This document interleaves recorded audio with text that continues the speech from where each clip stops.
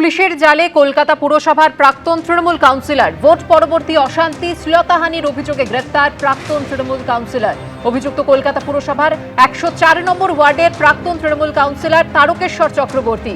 ২৩শে June প্রাক্তন কাউন্সিলরের বিরুদ্ধে থানায় অভিযোগ দায়ের করে এক বিজেপি কর্মীর অভিযোগের ভিত্তিতেই গ্রেফতার তারকেশ্বর চক্রবর্তী। তার বিরুদ্ধে একাধিক অভিযোগ রয়েছে, যার মধ্যে রয়েছে ভোট পরবর্তী অশান্তি এবং শ্লীলতাহানির মতো গুরুতর অভিযোগ।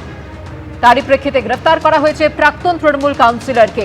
অভিযুক্ত কলকাতা পুরসভার ১০৪ নম্বর ওয়ার্ডের প্রাক্তন তৃণমূল কাউন্সিলর তারকেশ্বর চক্রবর্তী।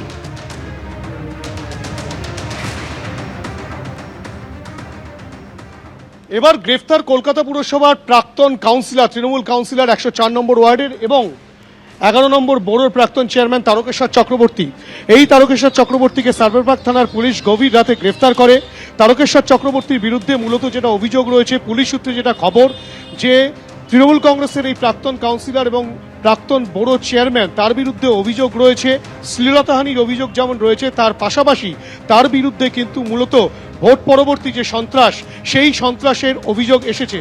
সেই অভিযোগের পরিপ্রেক্ষিতেই তদন্তকারীরা তারা কিন্তু তদন্ত প্রক্রিয়া শুরু করেন। ২৩ তারিখে অভিযোগ লিপিবদ্ধ হয় সার্ভেরবাগ থানায় এবং তারপরেই গতকাল গভীর রাতে সার্ভেরবাগ থানার পুলিশ তারকেশ্বর চক্রবর্তীকে গ্রেফতার করে। ইতিমধ্যেই তারকেশ্বর চক্রবর্তীকে সার্ভেরবাগ থানায় নিয়ে আসা হয়েছিল এবং তাকে নিয়ে যাওয়া হচ্ছে। বিভিন্ন রকম অভিযোগ হয়েছে এবং এখানে চোর চোর স্লোগান, চোর চোর চোর চোর নিয়ে যাওয়া হলো, চোর নিয়ে যাওয়া হলো এখন। সুতরাং স্থানীয়রা কিন্তু চোর চোর বলছেন এবং এই তারকেশ্বর চক্রবর্তীর বিরুদ্ধে একাধিক অভিযোগ রয়েছে, যেই অভিযোগের পরিপ্রেক্ষিতে সার্ভেরবাগ থানার পুলিশ তারকেশ্বর চক্রবর্তীকে গ্রেফতার করেছে।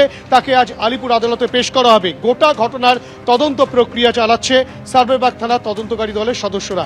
ক্যামেরায় অভিজিৎ দত্তের সঙ্গে হিন্দল দে, এবিপি আনন্দ, কলকাতা।